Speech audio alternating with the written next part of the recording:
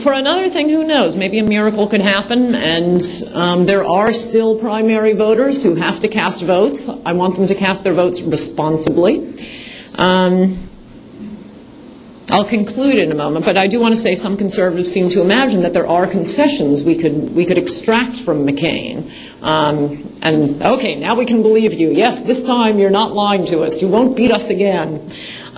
Since I guess a prefrontal lobotomy is out of the question, I think the only thing he could do for us is invent a time machine, go back in time, not promote McCain-Feingold, not vote against Bush's tax cuts, not support shutting down Guantanamo, not hysterically oppose waterboarding, not call the Swift boat veterans dishonest and dishonorable, not attack Jerry Falwell and Pat Robertson as agents of intolerance, not promote with Teddy Kennedy McCain-Kennedy to give 20 million illegal aliens amnesty, not repeatedly lie about Mitt Romney on TV, and on and on and on.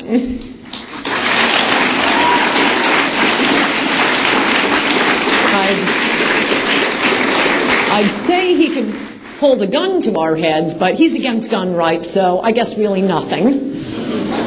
He's 71 years old. He's not changing.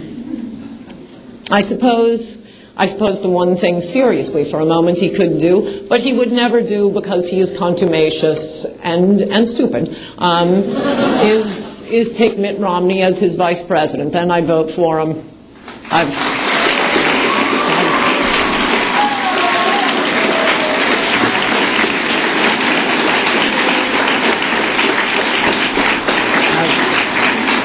I've led one impeachment, I could lead another.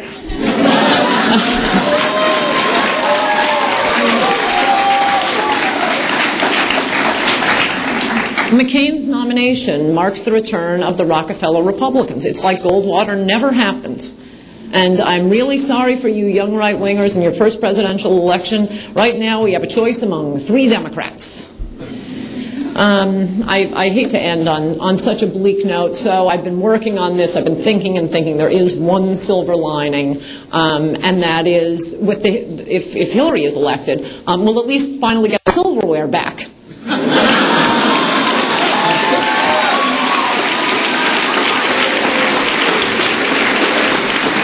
Am I taking questions? Thank you.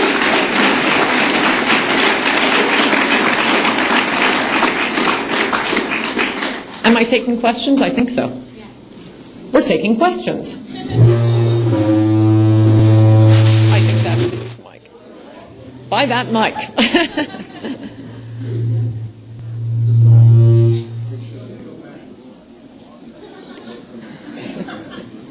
Instead of campaigning or voting for Hillary, how about if we had a good conservative third-party option? And I'm looking right in front of me here at a possibly great nominee.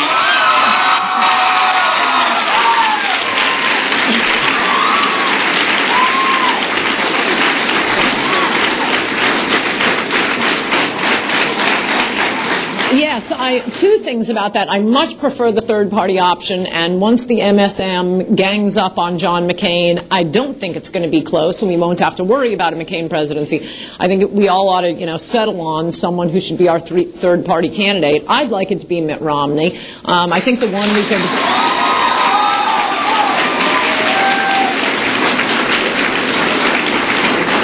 I think the only one we might be able to get everyone to agree on to have a really strong protest vote, however, is probably Ronald Reagan.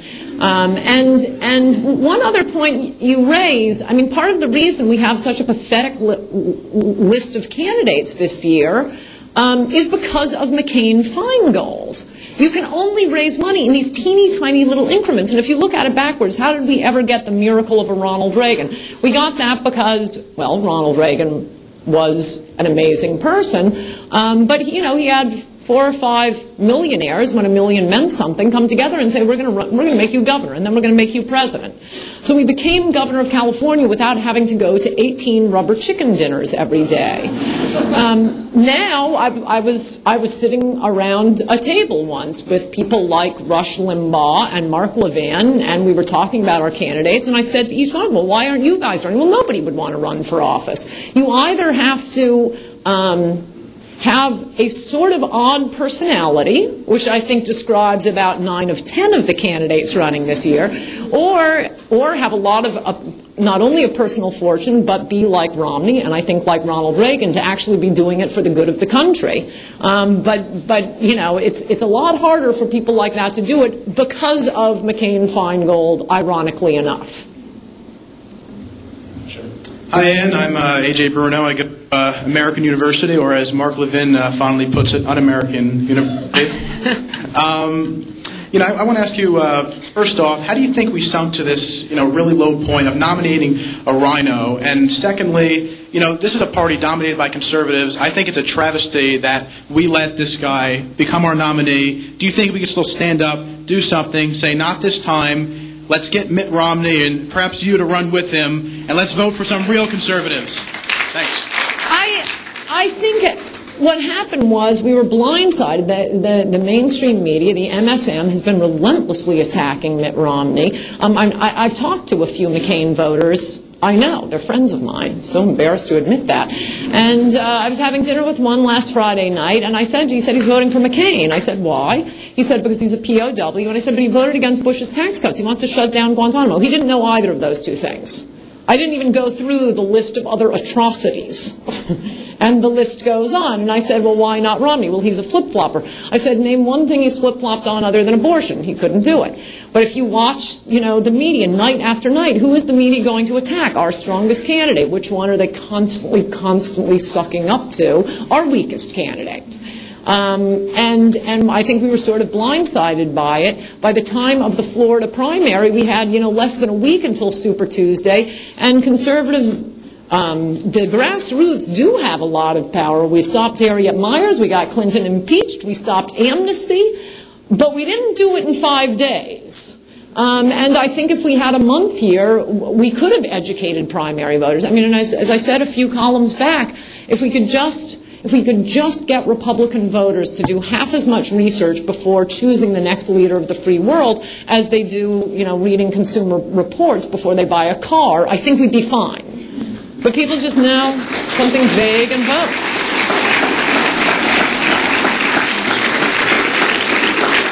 Hi, Ann. My name is Tom Coulter with the New York State Young Republicans. I'm also that guy who proposed to you on hardball last summer. It just didn't go the way I wanted to, so I'm not going to do that again. So I accepted, right? If John McCain gets elected president, which I think he will be, our next president, and in his first term, he does cut taxes. He does nominate a seriously conservative, Supreme Court judge. And he does change his heart on immigration, does clamp down. Will you change your heart, and will you go vote for him in 2012? Yeah, of course, but it's not going to happen. And what if, I win $1 billion lottery? Wouldn't life be grand? How about this? If that happens, I will marry you.